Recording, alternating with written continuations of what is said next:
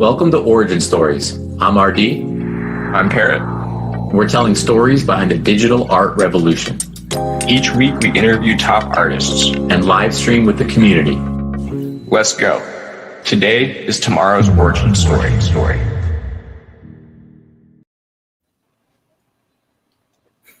Hi guys. That was beautiful. Really beautiful. Thank you. We're here for one production. big party today. It's a massive party. Unfortunately, Fewo couldn't join us today, but just kidding. Fewo's coming. They've gone to Hollywood. On the way. How is everybody feeling? Yeah, Parrot, you do this. This is your Magic Quartet. Obviously, we have Ashley from NiftyGateway as well. But Parrot, I feel like you should rock and roll here. All right. So today we got Jonathan Wolf. We got Odious. We got Fewo on the way. We got Ashley from Nifty.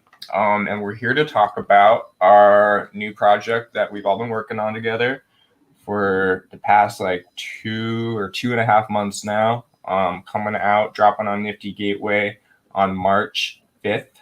Friday. So, that's what we're doing here today. Thanks for hosting us, Roger and Parrot. Thank you. Yeah, thank you, man. I like Parrot talking to Parrot. That's a good look. We got Tommy Wilson up in here saying, Jonathan Wolf, that beard is strong. Sure. What's up, Tommy? It's pretty luscious. Thank you, Tommy. Appreciate it. It is luscious. So let's see. So if I could pose a question, maybe to kick things off, it's going maybe the reverse way, because obviously the Magic Quartet, we're going to hear so much from you guys, and I can't wait to do so. But Ashley, welcome to Origin Stories. Getting some NiftyGateway representation in here is super exciting for us. And so we did have a question. People are very interested in how NiftyGateway arranges a project, how much artist input there is, how much input on your front there is. And so maybe just dive in, introduce yourself, and tell us all about it. Yeah. Okay, great. Great question. Hi, I'm Ashley. I am a producer at NiftyGateway. I was actually one of the first producer hires. And what the traditional onboarding with an artist might look like, of course, it's producer specific. With some producers, it's more of a focus on content creation. With others, it's more about the marketing strategy. My background is from the traditional art world. So I did artist relations and artist management for upwards of 6 years. So I really like to practice as much involvement in the creative process as possible, almost similar to the respect of what a studio visit would look like prior to a show. When I would put on exhibitions in the physical art world, I would do 6-7 studio visits months leading up to the show to see the creative process, to talk to the artist about the intention of the work. And the reason that I feel that that's really important, and I transfer that over to my work at NiftyGateway, is artists have a general idea of what they might want to do, but the execution strategy might not always be as clear. And when you're looking at things from the inside and the creative standpoint, it's hard to kind of look outside about timelines and marketing and audience bases and how to connect with audience bases, how to efficiently price. And so I like to just be there along the way, just holding hands. I don't take any credit for the creative process. I like to just think of myself as the creepy dude that hangs out in the corner. And I'm like, yes, this is awesome. But it's a pleasure to be part of a company that really encourages that, right? We are the most creative curated platform out there, or so we say. We welcome other platforms to do the same. The more a brand or an institution encompasses the focus around the creativity aspect, I think the better off the community will be in the end. And so that's just a bit about me and my role and how I take the approach at my role. That's great. And actually, just given the proper shout out, I found the question is by T-Kiz NFT. The actual phrasing was, when working with Nifty, who decides the drop outcome? Silent auction, open edition, etc. Is it the artist or the Nifty team? Yeah, that's a great question. And really it's case by case, right? So we'll have some artists that will come to us and say, hey, this is how I want to price structure things. I created the assets with this intention, you know, and what that might look like is, let's say somebody's like, I want to do a concept that really fits a pack deal. So they're thinking about the pack deal from the beginning. They're making assets that like would fit a pack structure. And so they would come to us and say, hey, I really want to do a pack deal. And we're like, awesome, let's do a pack deal.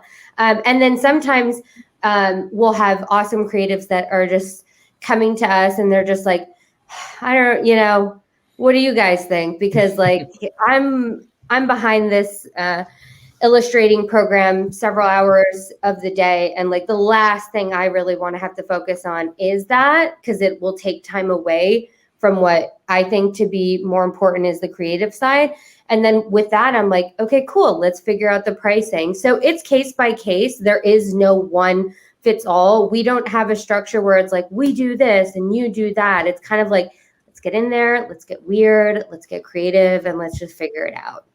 Let's get in there. Let's get weird. Real quick shout outs. I'm going to pass the mic back to Parrot. Then Parrot, why don't you do the thing with the quartet? Let's go Studio JQ, MBS JQ. Huge week for MBS JQ. Origin story coming up tomorrow. Yay, yay. What's up, man? Ziarka says, hey, everyone. Thanks for setting this up. Welcome. Defaced is here. Waving hello. Raw and Rendered says, yeah, Jonathan, Canada represent. I love it. Cool. Yeah. So, I guess we'll talk about the project a little bit, kind of get that rolling. So about, I want to say mid-December, Odious, here not yet, has hit us up and hit me, Odious, Jonathan up and said, hey, do you want to be part of this Nifty Gateway drop I'm doing at the beginning of March? And we said, of course, we'd be honored to join you. And it's been a really cool process. It's like, usually with my art, I work solo for pretty much everything, and I always have. Like, it's just been the way I work, and I think Jonathan and Odious could probably relate to that as well. And so, but what was really cool about this, and what Ashley kind of allowed us to do in this process, was like take an initial idea of kind of the big idea of what we want to do, the main goal, and then, like she said, hold our hands basically like the whole way, being like, this is this is going to be this kind of project. This is what you guys can do to accomplish that. And so I want to say initially Ashley was kind of talking about doing a physical with this, and so we brainstormed a whole bunch of different ideas. We were thinking of hitting up some different companies to see if they could create something that represented all of us. And it was kind of hard because all four of us artistically, I think, are very different. The way we create is very different. The aesthetics we do are very different.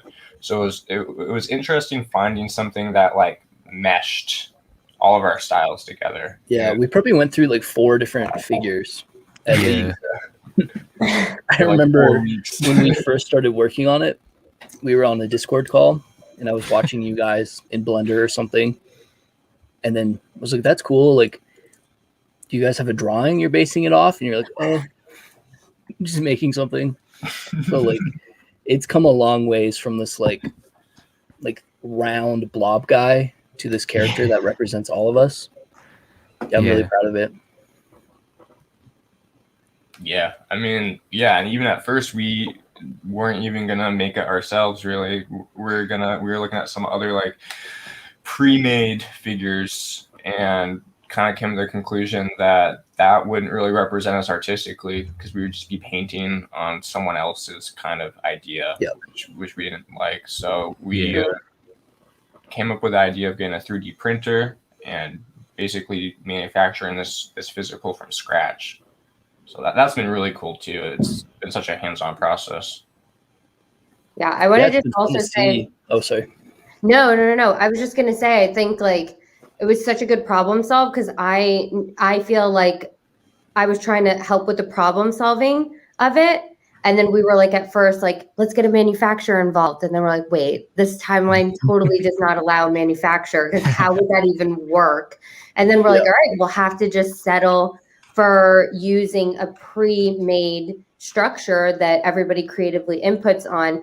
And then you guys came back to me and you're like, oh, we bought a 3D printer. I was like, why didn't I think of that? Like, that's brilliant. So good on I think you we guys. bought it like half an hour after that meeting. Like, we had a meeting together. We were talking about, let's make a figure. And then we were kind of like, it's not going to work with the timeline. And then we hopped on another call. We're like, yeah, 3D printers aren't that expensive. And then like 2 days later, Parrot and Victor had one. Yep. Yeah. Shout out YouTube for related videos and pretty much everything else. Yeah, totally. Should we talk a bit more about the theme? Real quick, before you go into the theme, we got a good comment on the 3D printing side. Some color from a gentleman who is producing, I believe, some form of collectible. I'll leave that to him to describe. That is Defaced. And he chimes in here and says, looking at a good couple months to get a figure manufactured. So good idea, everyone, bringing in that 3D printer and getting right on it. Yeah. Anyway, go for it. Theme time. Yeah. So we're good to talk about it. I don't want to spoil anything. We're not PR trained. No, I think like you can't really take away from it at this point. It's so big. Why not? Yeah, fair point. I guess I'll start. So the main theme is fabricated fairy tales. It took a really long time to get to that point, to even come up with a name. That probably took like 2 weeks, maybe. That was longer, dude. Shout out Connected Silence. Yeah, that was the starting name. And we went with that, Connecting the Silence, at first, because with the internet, like we're artists, we're all alone. We're doing stuff we're painting in our room all day by ourselves. But through the internet, we were able to connect, right? So that's where that name came from. But then it didn't feel right. So then we moved to Fabricated Fairy Tales. And I don't know, for me, it's like becoming a full-time artist is the dream. So that's like this fairy tale I had in my head for all these years. And now it's actually happening. So that's what my works are based on. But I'd love to hear your guys' take. Odious. Yes. Yeah, so mine's more about my childhood. Growing up, I had these like really weird recurring dreams, and I've based my one of my pieces on that. It's very, very dark for, say, like an 8-year-old's dream. So it's quite an interesting dynamic, because I use like quite vibrant colors, but I've got a very dark theme. And then my other piece is based on just growing up, playing games with my brother. Little things my mum would tell me, like clouds don't move. So I threw that in there. Everything else is animated except the clouds. Yeah.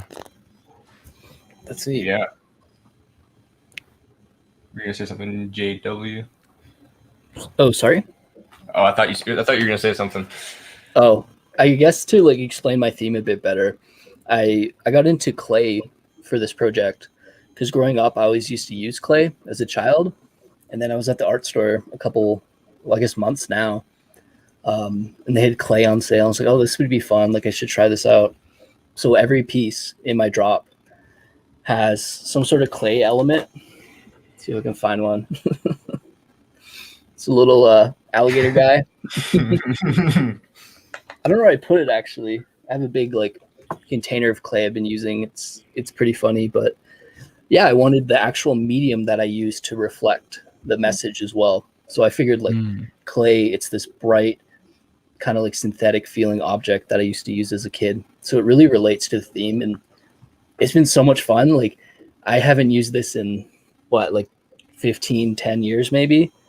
And now it just fits my aesthetic and all my pieces so well. It's my favorite. I like it.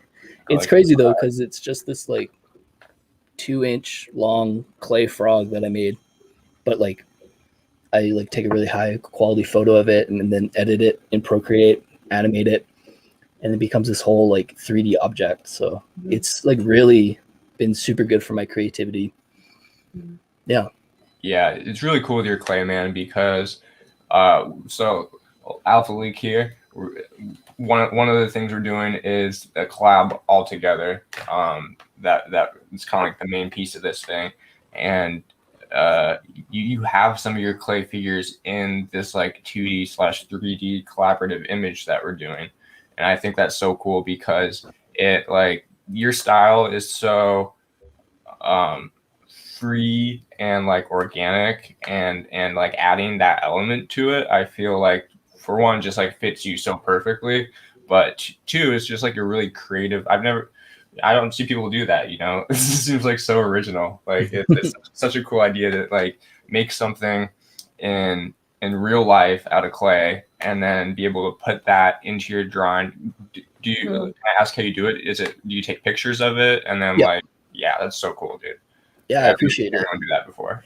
Yeah, well, I got to say, first of all, thank you, Kid Figment on Twitter. They're like another artist in the community, and they use clay a lot, and that's where I got the idea from. But when we were on call, me and Parrot, me and Parrot were on call. I was seeing how you made stuff in 3D. Like, I think it was Blender. That was the first time I really like saw it, and I was like, that's amazing that you have all these tools and like this whole world you could use. And it's like, I don't really want to learn how to use that. It doesn't really fit my aesthetic. How can I like integrate 3D into my work as well? And it just clicked. I was at the art store and I found it, and it just made so much sense.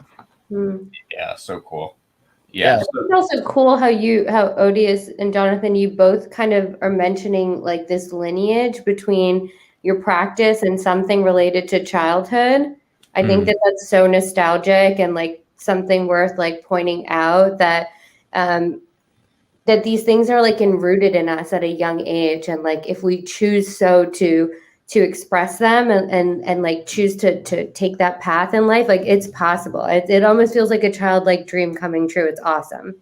Yeah, totally. Yeah, and with NFTs and crypto, like it's really accelerated this whole process, and I can do this full time now. So yeah, even another layer.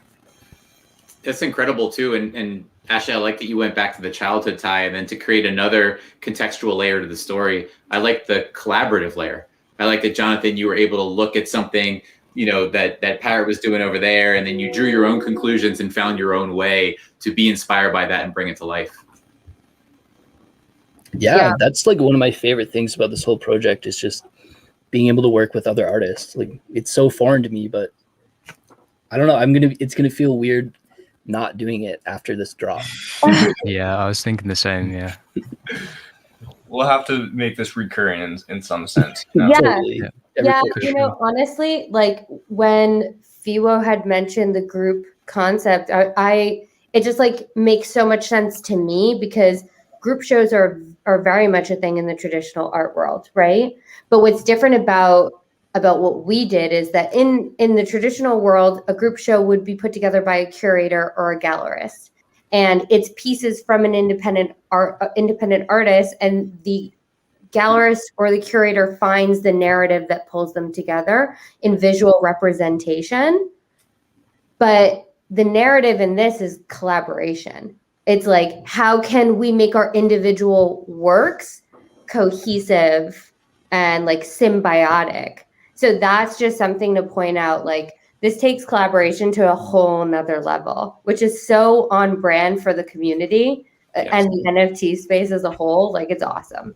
I want to keep going with that theme, and I want to bring Odious in because he was the narrative voice to this video. I'm obsessed with the trailer that you guys put together. To me, you know, Ash, I think you hit the nail on the head from my perspective, and in this community vibe and this community feel. That trailer was so just raw, real, endearing, and it told a story, and it was and I don't know, I felt like I was a part of it. You know, we're going over from one scene to the other, breaking a 3D figure, you know, coming back together. It was just incredible. So I loved it. I think a lot of people out there feel the same way. So maybe the narrator of that video, Mr. Odious, could speak to it. Yeah, we wanted to feel very homely. We wanted to get you guys involved. You always see our art, but you never see like the day-to-day of the artist, and we really wanted to bring you into that.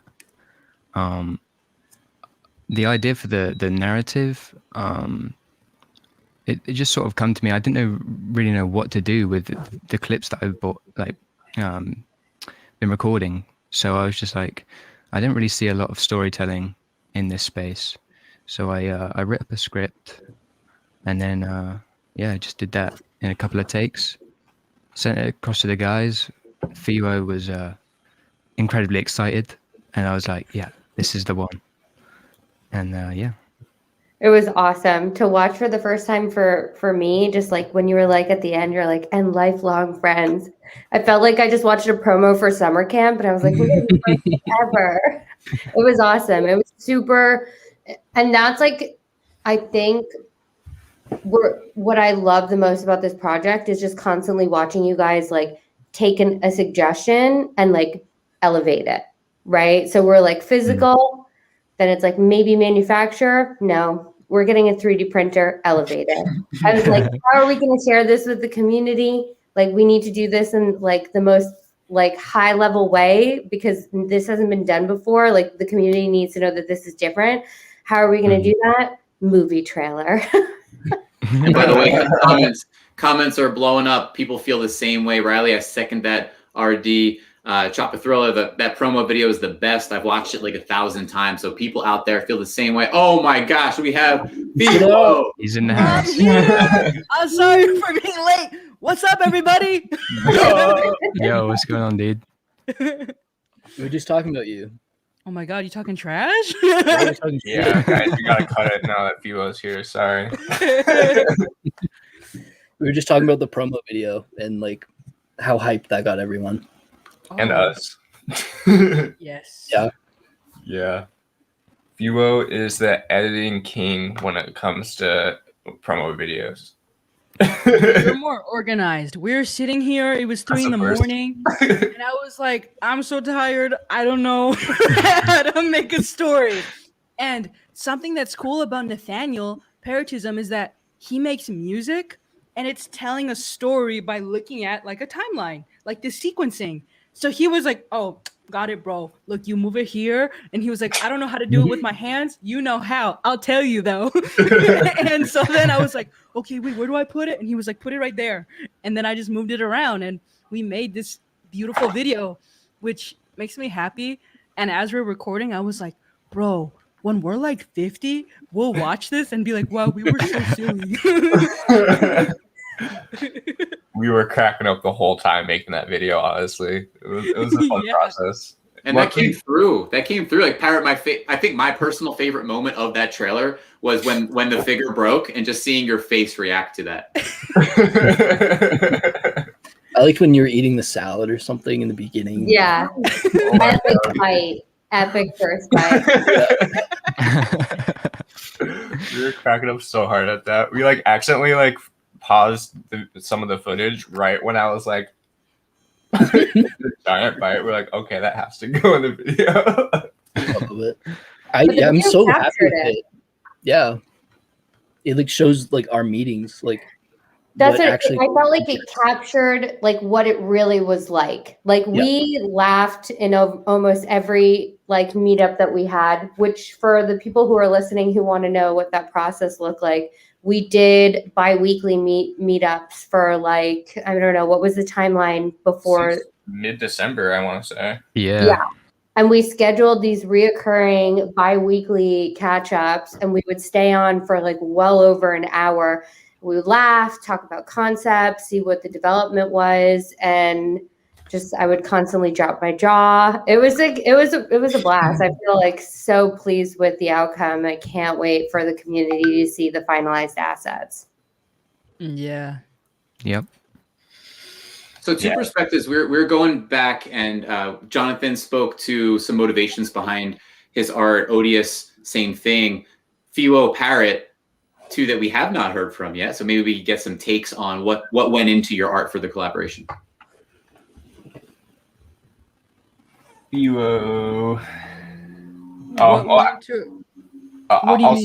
start. Fewo's still working on their further collaboration, honestly. Okay. Well, for example, let's double back. Let's go. Jonathan brought up from his childhood, he used to work with clay, and he found a way to integrate clay into his current concept. Odious went back to some dark dreams that were inappropriate, I think he said, for an 8-year-old to have, and found a way to bring them in with sort of an offset with the colors that he used. So just that's a little bit of context. Just looking for where you decided to go and maybe what inspired that direction. My direction for my personal pieces and for the collaboration was, I mean, obviously it's about childhood, but for so much of my childhood, I didn't know that the abuse and everything I went through was abuse. I didn't know. I was like, well, this is how I grew up. Is this how everyone's growing up? Maybe it's just this thing that no one talks about. You know, like, I don't know. That's just what I thought. Until one day I was hanging out with my friends and I would talk about my family and they were like, wait, that's not normal. Like, oh wait, we need to go get help for you. And so this entire collection is the fabricated fairy tale of the plastic family. Oh, we're so happy when we're in public, but hey, you don't know what happened when I went home, and you don't know what I dealt with. So that's my inspiration for this entire collection. Man, I should have gone first because I can't follow that up. Yeah. It's a tough act to follow, Parrot. Yeah. Right. Wow. Dig deep, Parrot. Dig deep. You told me to go first. Yeah.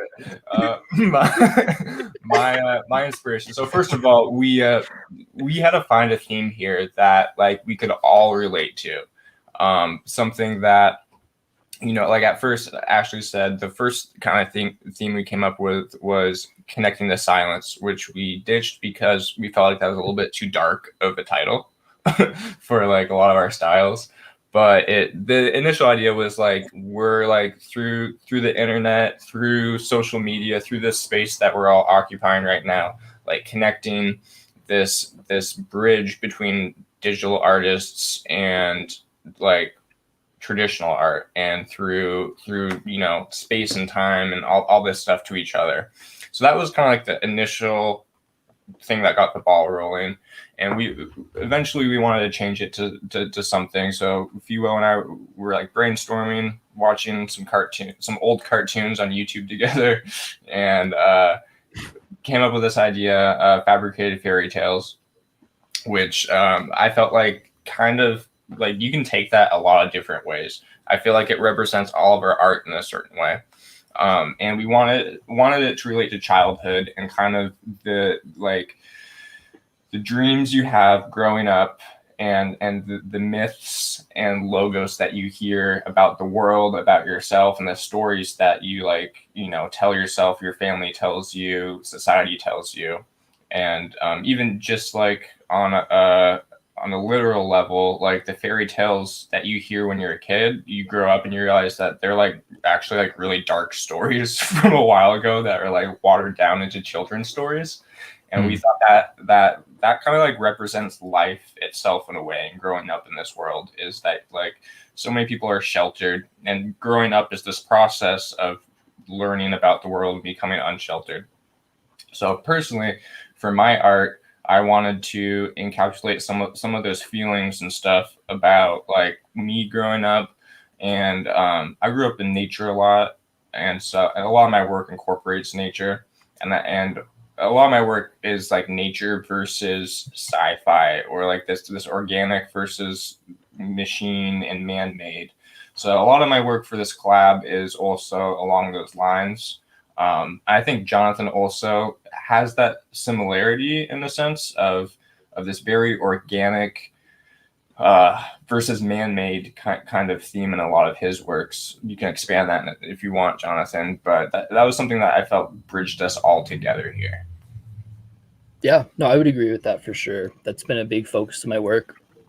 I do the plastic series, and that's really backed. The clay figures really support that, because they're this weird synthetic bright color that you would never see in nature, and then I'm juxtaposing it amongst this beautiful landscape.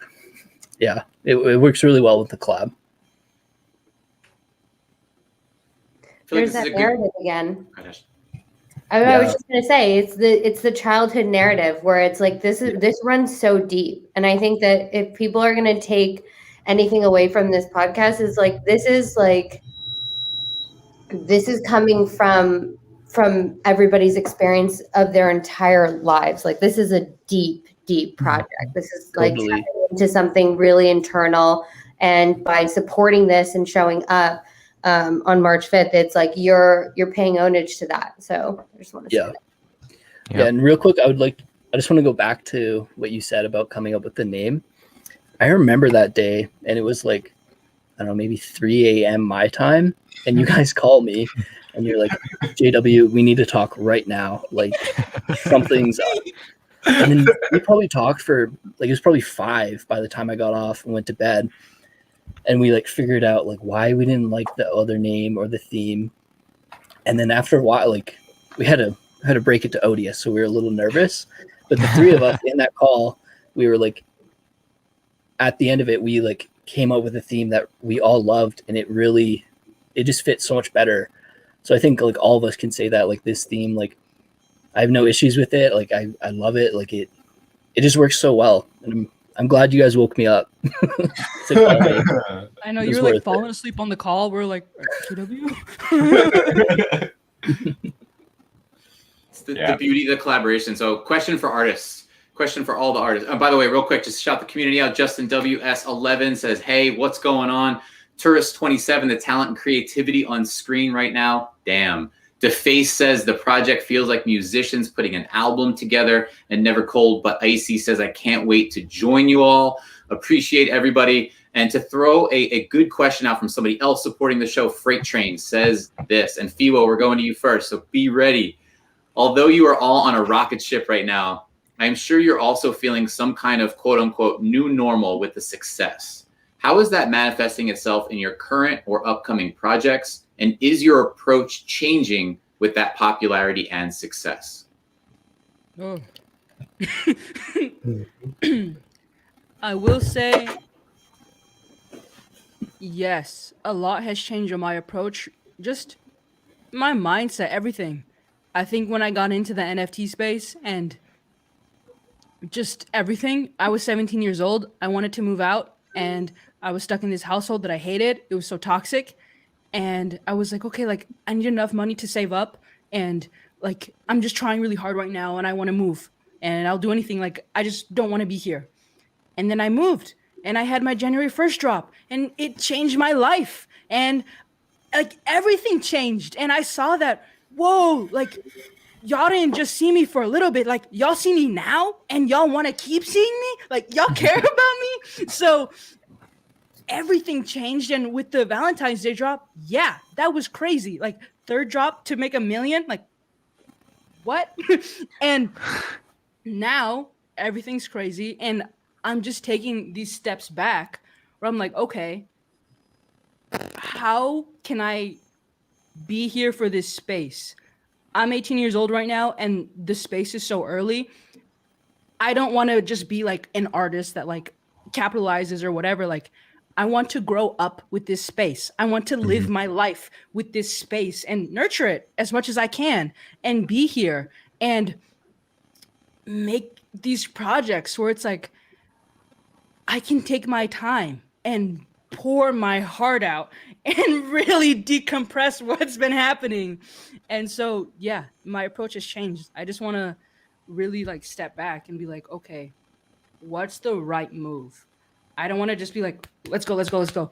I really want to think about everything I do. So, yeah. It's an evolution. I love to hear that. Let's go, Odious. How about you? All right.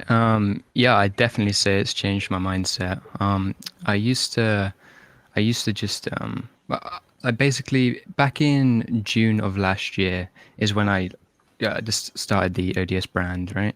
I did it not expecting any of this. It was just to get my thoughts down on like paper or iPad or whatever, because they weren't doing great in my head, these negative thoughts. But now with this space, I can slow those thoughts down. And I can really take my time with my work and the freedom and the financial freedom that this space has allowed me, it's incredible. It's honestly incredible. How about Parrot? Yeah, so I think going off what Ferocious and Odious said, right now, like I feel very blessed with this freedom to be able to take those steps back and actually like I'm not like, yes, I'm hungry, yes, I want to do well in this space, but it's more than that. Like I'm so grateful to be in this position to where like I can like think about my art, if that makes sense. Like I can take 2.5 months and just like focus on with these people in this room right now, every one of you, even you, Roger, doing this podcast with you, like that ability to do that and like take those steps back and think about like, how can I make the most effective art that tells my story, that represents me as best as possible. It's like something I've never been able to experience before. Like art for me has always been a very cathartic experience, a way to like release emotions and my thoughts, and but it's also just been this thing where like I had to like make time for it, whether that's like me missing out on social occasions because I'm at home making art, or like when I was doing Uber a bunch for like 2 years, I would like miss some days I was supposed to work for like to make art and stuff. And that creates this like back and forth kind of thing where like I either have to sacrifice my income and be late on bills and have shit in collections and be late on my rent, or sacrifice my art where like I have to like stuff my soul down a little bit more to go out and just do this like thing I don't want to do to pay the bills and just be this like cog in society, is what I felt like. And now I'm in this position to where like I don't have to make that choice anymore, and it's I don't really know how to describe it, but it's it's just really awesome, and I'm so grateful to be able to do this with all you guys. Jonathan, last but definitely not least, how about you? Appreciate it. Yeah, I agree with everything that's been said. Now that we're getting paid our worth, we can spend a lot more time on one piece and not have to like really worry about it, right? I think for me though, I guess a different like perspective was about a year ago, my school, like I'm in university for painting right now, and the studio's closed. And then so it's like the studios are closed. I don't want to pay for classes online. Like it seems like a waste. So I haven't really been doing a ton of school. I still have like a couple classes, just like normal like English history classes. But without being in the studios and having critiques and studio visits, I'm not really forced to think about my work as much, which I think is bad. So I think now that like I'm at this, like all you guys, where it's like I can sit down, think about my steps, think about what I'm doing and what I'm trying to say with my work, because I don't have to produce art like a machine every single day. I can really think about what I'm trying to say.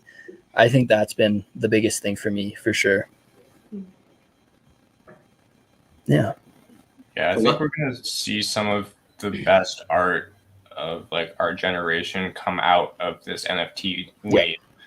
Like where like I know this isn't just happening to like us in this room right now. I know 100 people plus out there, 200, 300 people out there who are in the exact same situation where they can sit down and be like, how do I tell my story through my art now? That's what's most important. It's not about getting Instagram followers or likes to try to get like clients through like brands and be like this, tool of these brands to make something that sells. It's back to the storytelling and sharing of emotions again. So cool. There's this common narrative of like, just having to make that sacrifice at one point where it's like you couldn't practice your artistry fully without having to sacrifice something else. And that's like always the issue, whether it's in the physical art world, digital art world, what have you. until you like make it, right?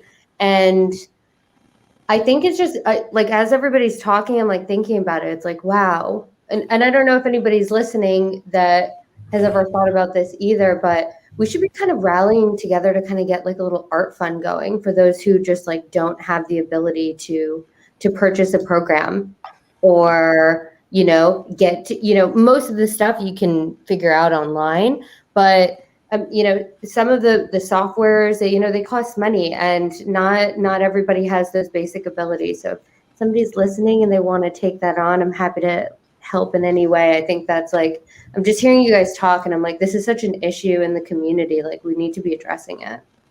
Agreed. Yeah, that's a great idea. So many talented artists out there who like aren't there yet when by all means they've put in the work, they put in the time, they put in the energy to like build a community and all that stuff. And I'm glad, you know, I'm glad it's changing right now, and more so every day, I think, but it could be happening a lot faster, and it should have happened 20 years ago. I think someone needs to pick up that ball. Like that I think it's such a spot on idea, you know, in terms of the most direct way that it's possible to help somebody, you know, opening some application channel where somebody who is, you know, hungry and in there for the right reasons and just doesn't have access or the ability at that present time, that they can go through some sort of an application channel to tell their story to, I don't know, to a mini board or a person or whatever, and have some sort of you know, yes, we're going to fund this software or whatever it may take, whatever the tool or tools are. Yeah. Nifty scholarships. Yeah. I love that. So good. Or like Jonathan Wolf master classes. Well, that's too.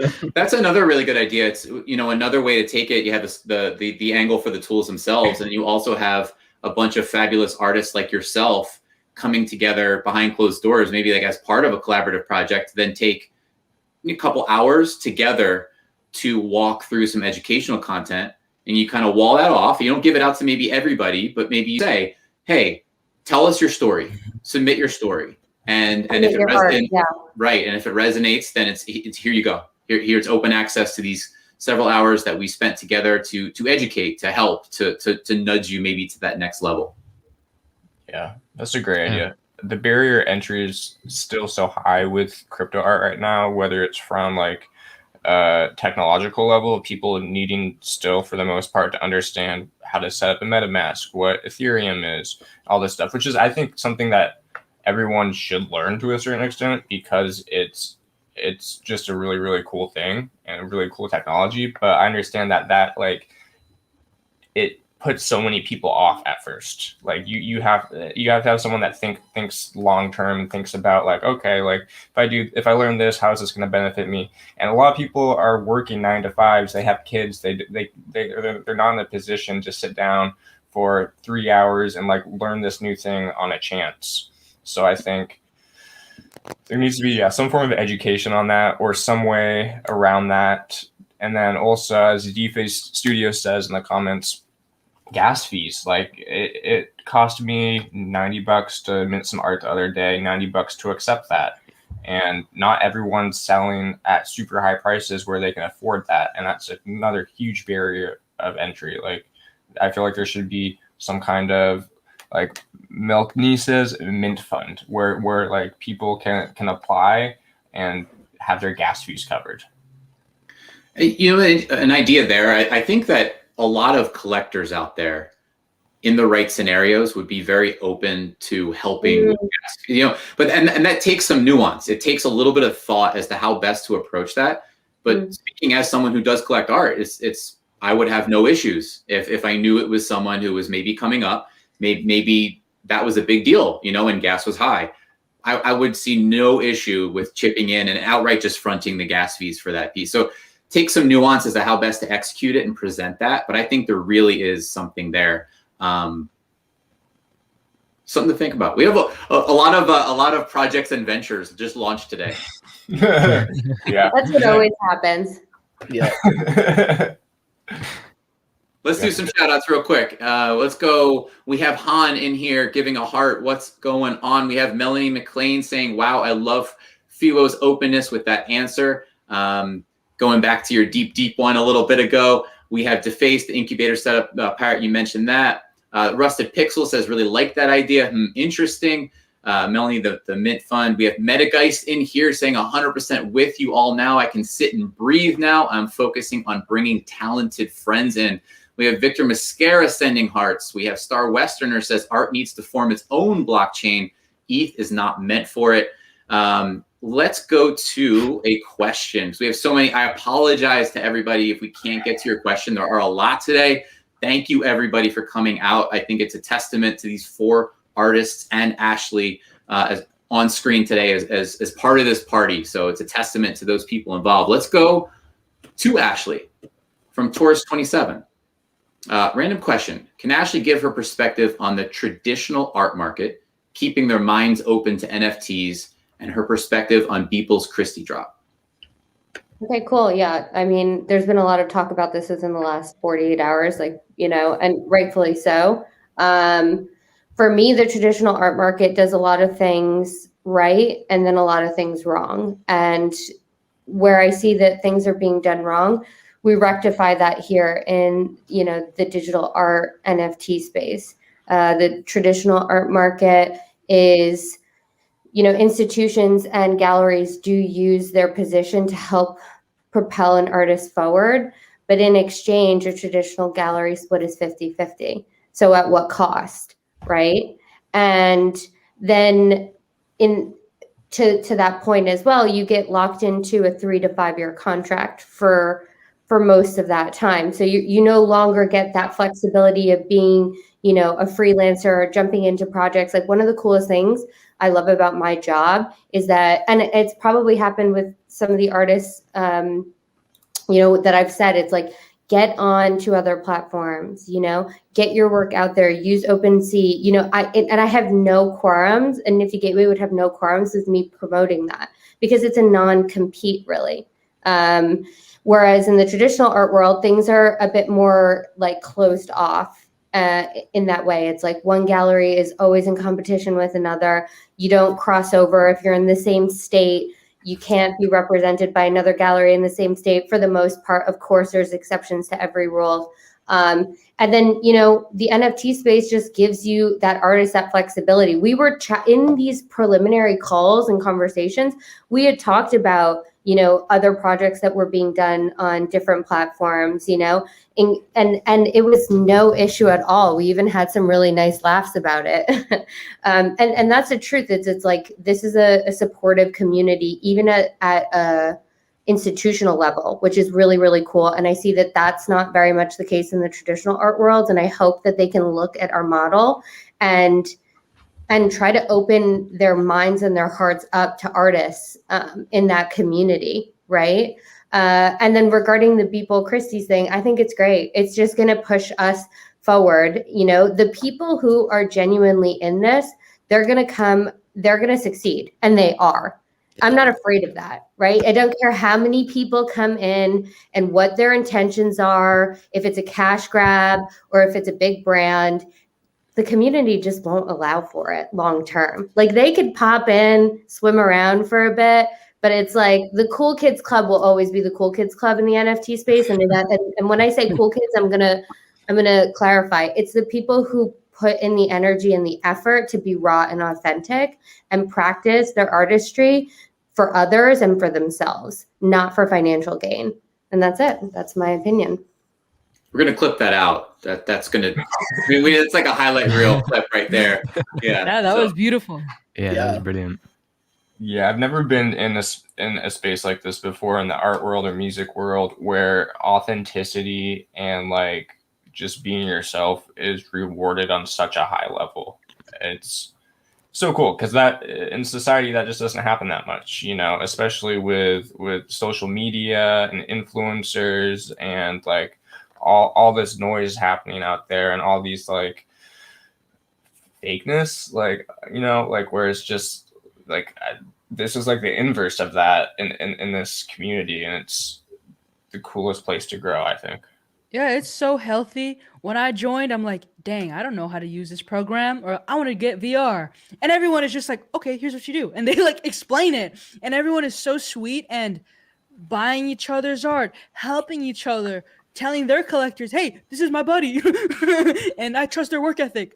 And it's just so healthy and beautiful that it's just the beginning. And I'm so excited to see this blossom.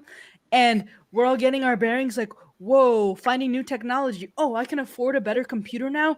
Oh, I can do this. What can we make? And I love that. And the clubhouses too, like Victor Mosquera, like we were talking and just talking about the betterness of the community. And how cool is that? Like, I don't know. I love that. I love it so much.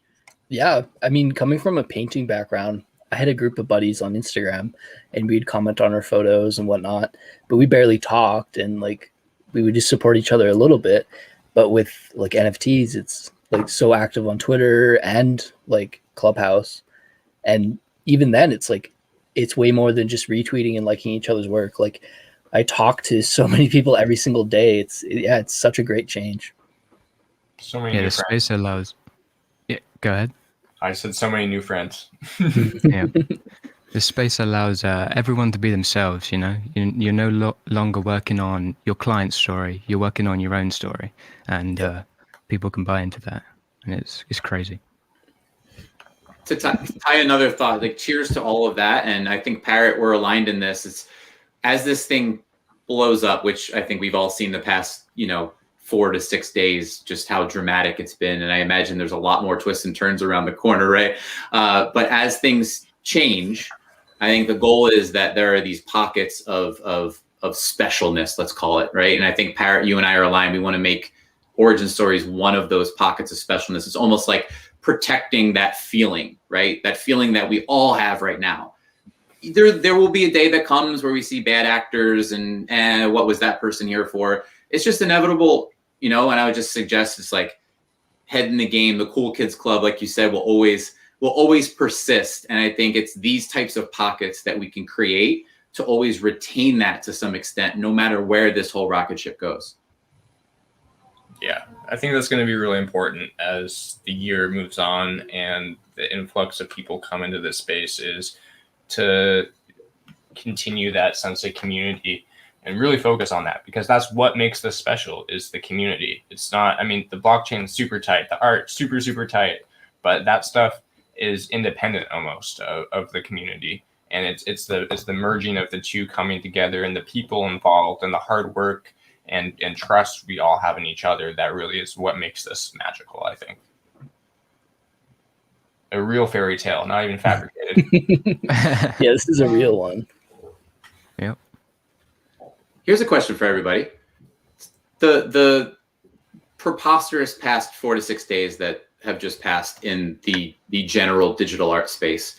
And Jonathan, I'm going to you first now. I'm going to Jonathan first now. Just what caught your eye these past 4 to 6 days, whether it be an artist, whether it be an artwork, whether it be a trend, whether it be a theme, a platform, whatever, what caught your eye? I think hearing Beeple on the Clubhouse yesterday was really insightful. Just hearing a bit more about the details and just seeing all the different people getting into it. Like I saw Jerry Saltz tweet about NFTs the other day. Just the interesting and surprising reach that it's starting to get. It's not like my buddies know about it now. That's another big one.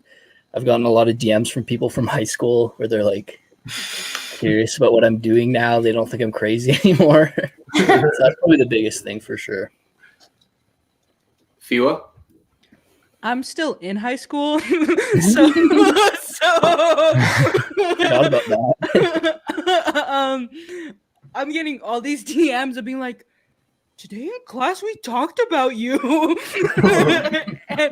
or like this girl was like, wait, this is real? I thought it was virtual money, and I was like, no. And she's like, wait, what? She's like, can you be in the yearbook? And I was like, yeah. Most legendary high school alumni.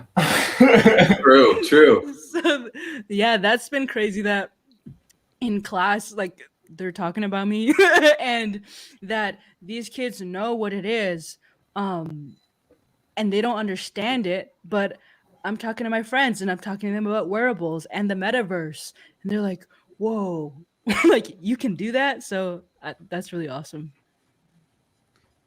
Odious. I think just the mainstream media coming into play. Like this space has been buried for so long, and only recently has it like started to reach the surface with like popular names such as Gary Vee, Chamath.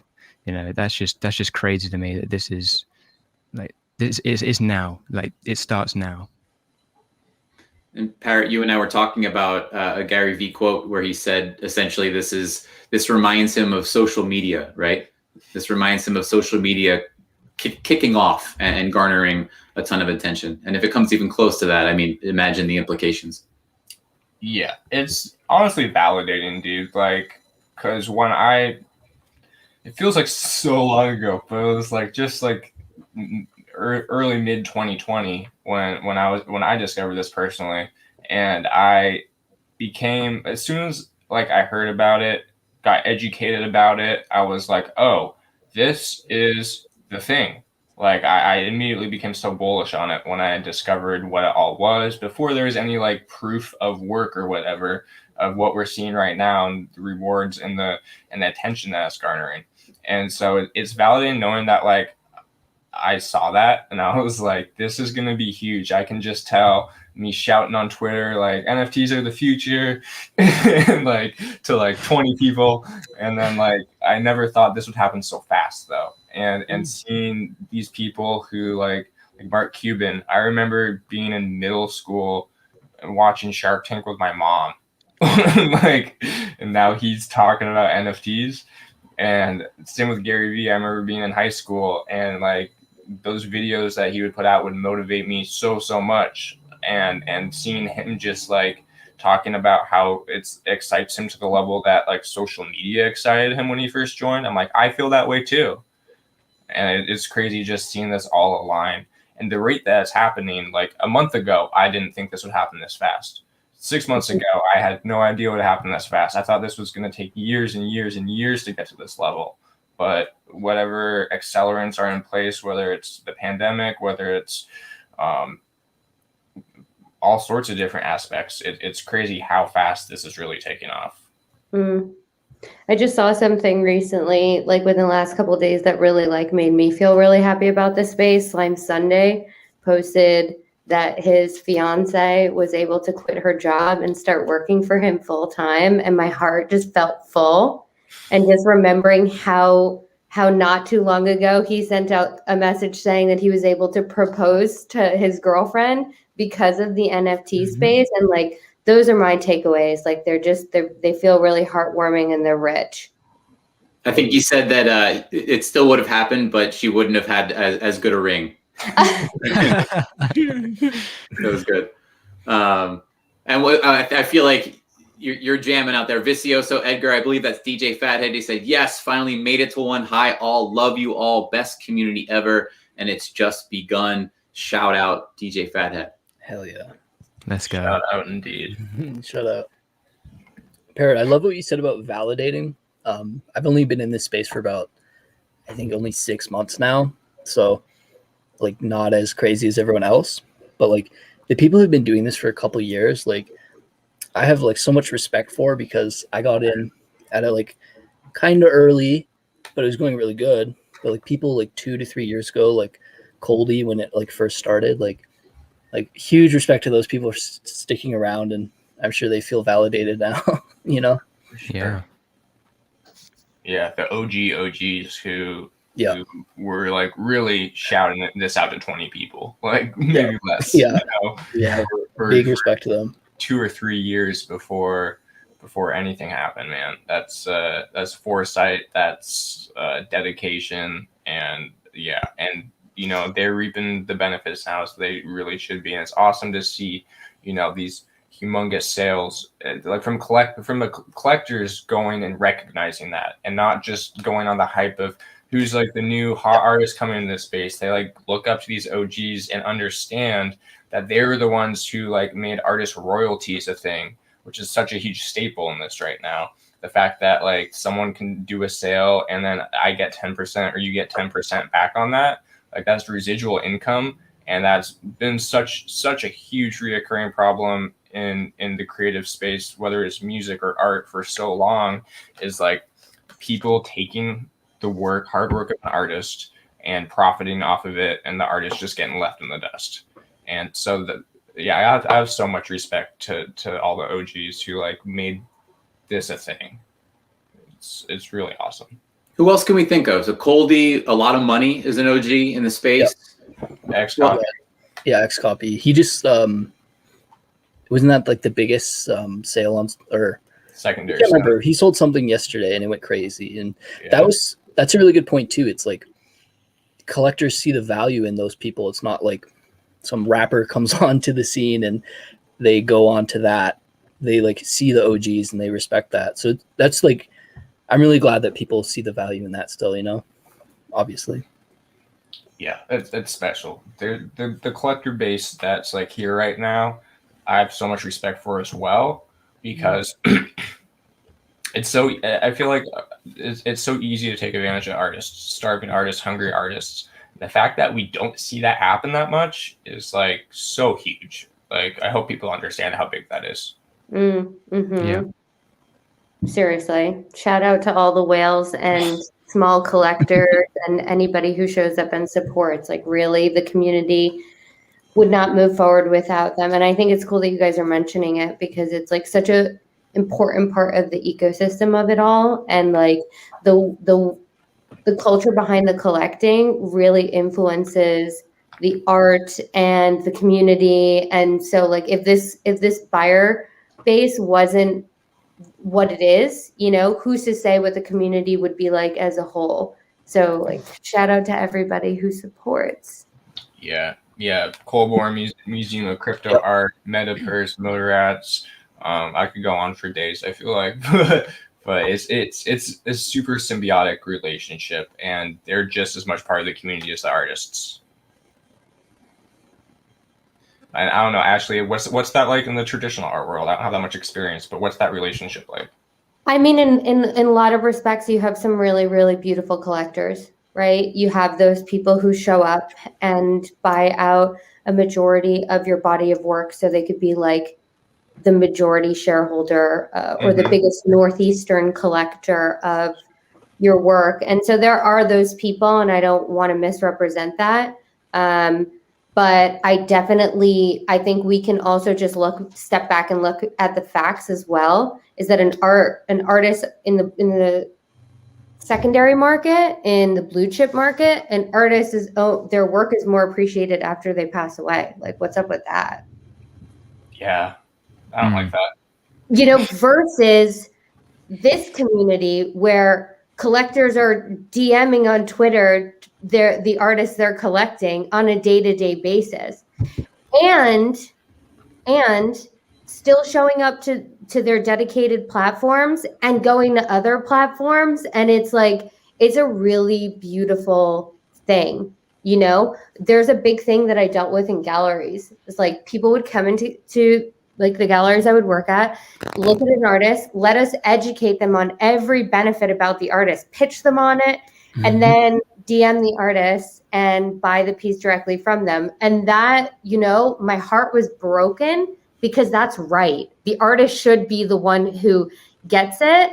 But it's like it's the way that it went about. It's like the form of handling the business transaction, like just felt kind of like slimy.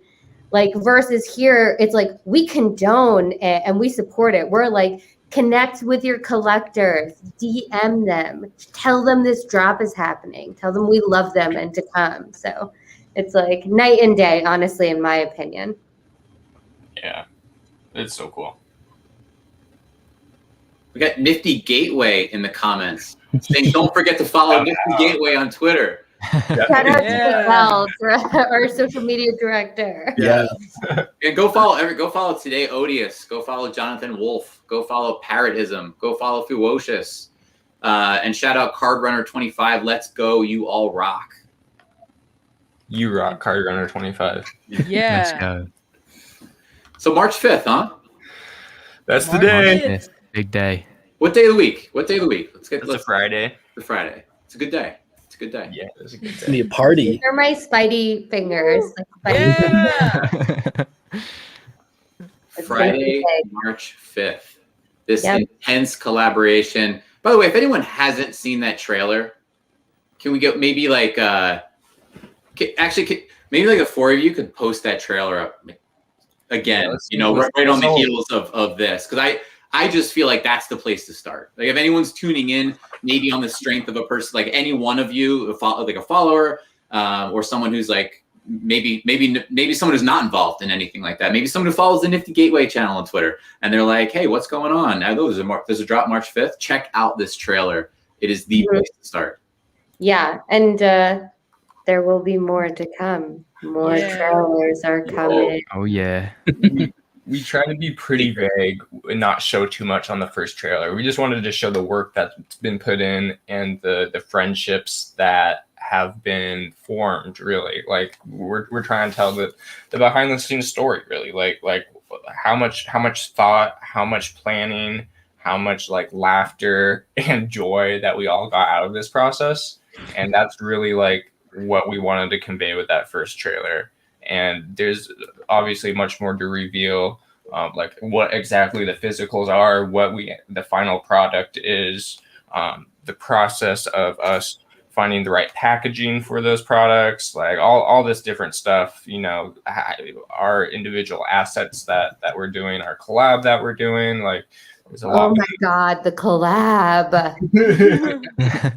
I can't wait for people to see it.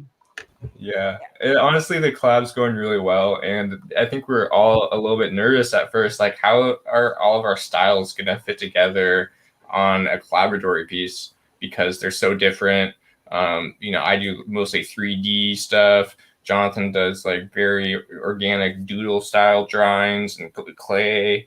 Fewo has your own style that's so iconic. Odious has his characters and his like very, very precise, in my mind, style of creating imagery and stories. And I think we're all like, how is this gonna, like, we need to make sure this like fits together and doesn't look like it was just like thrown together. We really want it to look like, and because that's what we're doing, something that we're all like putting so much thought and back and forth, and like how are we going to convey the whole theme in this one piece of work? I have to say it's going very well so far, and there hasn't really been that many hiccups in it. Like I'm honestly like surprised and delighted that this is coming together so well so quickly. Totally. I remember when we started it, like we were all really keen. Like when we do this, like do not be afraid to go over other people's work. We don't want to have like a rectangular canvas with 4 corners that like our art just barely overlaps. We want to create something new, almost like a new style even. And like, what would that look like? So yeah, it was like kind of crazy, like drawing over like someone else's work. But I think that resulted in the best possible outcome for sure. It's like a cohesive thing. And yeah, probably one of my favorite pieces I've done for sure. Oh, absolutely. When Jonathan sent his... I was so nervous. He sent his first thing, and he's like, guys, I redid this 6 times, or like a billion times. It was like 3 days late. You didn't have to do that much, but it was stunning. And then Odious went, and it's just so beautiful. And I feel like when I see things, I get excited, but it's really hard for me to be like, wow. And when I saw that collab, I was like, oh, like y'all did it. Like I'm nervous to draw on it now because y'all did such a good job. But yeah, it's insane. Yeah, it is. It's that good. It's that good. Let's go around the room. Mike passes to one person at a time. Your 1 to 3 or 5, whatever sentence pitch. Talk directly to those people who will be coming to this drop, or maybe they're considering. Maybe like I got plans on Friday, March 5th. I don't know. I don't know if I should speak directly to that crowd. Take it anywhere you want to go. Let's go to Parrot first. Shoot. All right. Well, my pitch. This is something that we really want to like broadcast to the community as a whole. Like we want this to represent as much as possible the community and the things that we've all been working towards for the past 6 months, year, etc. That like we want to show the specialness of what we have here in this community. We want to represent everybody as much as possible. We want to show that this has so much care, emotion, story, and like thoughtfulness like put into this. Like we, from like the bottom of my heart, it's like we're trying to set the bar so high with this and like put like our most in. This is the hardest thing I've ever worked on. I don't mean like difficult, but just like the most effort I've put into anything probably ever in my life. like we've been working on this, staying up till like, I can't tell you how many times I've driven home from Fewo's at 6 a.m. getting stuck in traffic because people are going to work. and I've been there since like noon the day before, and us just like working and jamming for like, yeah, it's been an everyday thing for like 2.5 months now. This has been our life for 2.5 months. Is this project? The man Can gave that be my answer too? I think that was really great. That's a good one. Let's go. Wait. Let's flip it, because Parrot, you had to follow Fewo before, and that was a really tough act to follow. Now Fewo, you have to follow that. How dare you? Okay, here's my pitch. You watching? Do you want to be part of one of the greatest drops in Nifty history and art history? Be there. That was good. I was like, whoa. One question. I got a little nervous there. I don't want to miss it now. Also, when else in history, like Parrotism, Jonathan Wolf, me and Odious, like when else is this gonna happen that we're all working together? In 50 years, like we'll be old and be like, dang, can you believe we did that? Like just stayed up every day making this thing together. And it's like this huge symbolism as our careers are taking off and becoming this thing. It's like a moment, not just for me, not just for Nathaniel, not just for Jonathan or Odious. It's like, it's a moment for like representing artists and coming together.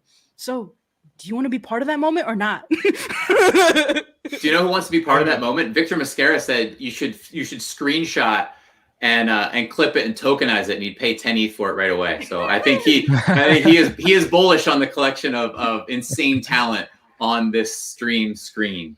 Ashley, what about you? Passing the mic to you next. I mean, if you're part of this community and you believe in innovation, you have no choice but to come. Like you don't. Like this is history being made, and this is supporting people who are native to the community, who dedicate their life's work to this and are genuine. Like some of my favorite artists, you know, not that I pick favorites, and I just want to say that out loud, but you know, like you just have to come and be a part of this. Even if you don't have the money to buy, come and experience it. Like we want you there experiencing it. This is going to be a moment in history. It's the first time that we're doing a group drop of this magnitude. It's the first time that NFT group drops have been this well curated with 2 months planning, bi-weekly checkups, and like creative overview. So if you believe in the growth of the industry as a whole and artists like really developing their crafts, you have to come. That's it. Like you just don't have a choice. I'll see you there. No choice in the matter. No choice. Odious. We put so much emotion into this piece. Every day we get on Discord and we update each other on what we've been working on. And we really wanted to emphasize that this is a group project. Everyone has put equal effort in. The collab has been incredible, and I can't wait for you guys to see the physicals. Yeah, I don't really know what else to say, to be honest. Like, be there, don't miss out. I love you guys. Beautiful. I love you, Odious. Yeah, that was beautiful, Odious. We love you. Jonathan Wolf. You know, I hate that I'm going last and I heard what I'm trying to say, but yeah, I genuinely believe in this. This is going to be huge, especially like, I know for me, this is my first Nifty drop. Like this is going to be a really big moment in like all of our careers, right? So yeah, I just appreciate everyone being excited about it, and I guess I'll get cocky. You'll regret it if you don't. Oh, Ashley says you have no choice. Jonathan says you'll regret it if you don't. This is getting real. I'll remember. I'm just kidding. I'll throw my pitch out there. I love these people. I think I keep going back to it, but it goes from the trailer forward. If you watch the trailer, you cannot help but fall in love with these people. Genuine. You can see it if you roll this tape back. If you didn't join us earlier in this stream, when everyone went into their story, their why, what they're bringing forth, it resonates. It hits no matter what walk of life. I just can't help but get caught up in each and every story, and then each and every person talking about the collaboration runs a level deeper. I love it. I love these people. You have to come. We'll remember if you don't. We'll see you on Friday, March 5th. I just want to end it with this project is an origin story itself, you know? Oh, wow. I like that. Wow. Boom, boom. Beautiful. Sorry, drop the mic. All right, guys. I think that's a good note to wrap this up on. Yeah, Anyone else have any last words or anything like that? What'd you say to JW? I said thank you for doing this. This was a lot of fun. A lot of fun. This was a good time. I can kick it with you guys forever, honestly. Like, we just talk and talk and talk. Yeah. I just want to say from Nifty Gateway, just we appreciate you guys continuously coming back and choosing us. Like, we don't take that for granted. We don't take a project for granted.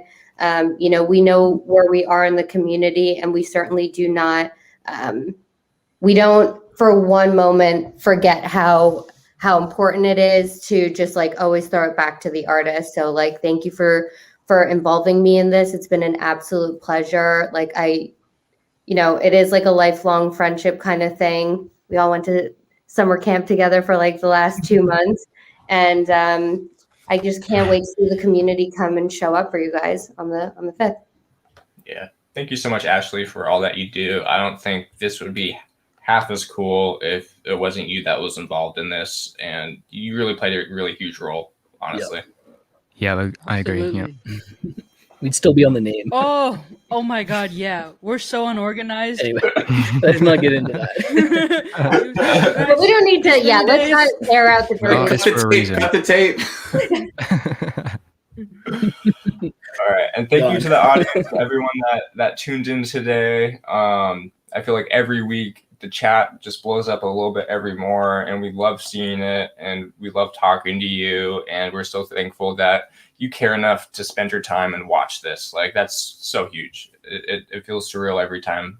And I want to thank everybody for tuning in and sharing and retweeting, and everyone preemptively who's going to show up to the drop. This is honestly probably one of the biggest moments in all of our lives. So I really appreciate that. 100%. We love everybody, and thank you all, every single one of you, for making time. Like, how crazy is it to get 6 people together on a stream and spend an hour and 20 minutes together? That's insane.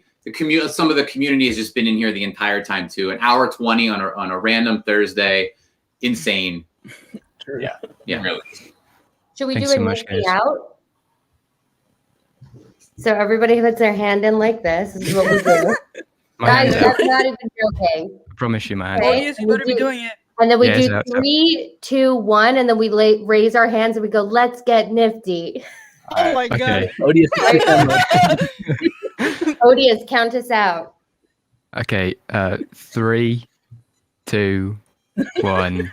Let's get Let's nifty. get All right. Bye, guys. Thank you. See you guys. Take it easy, guys.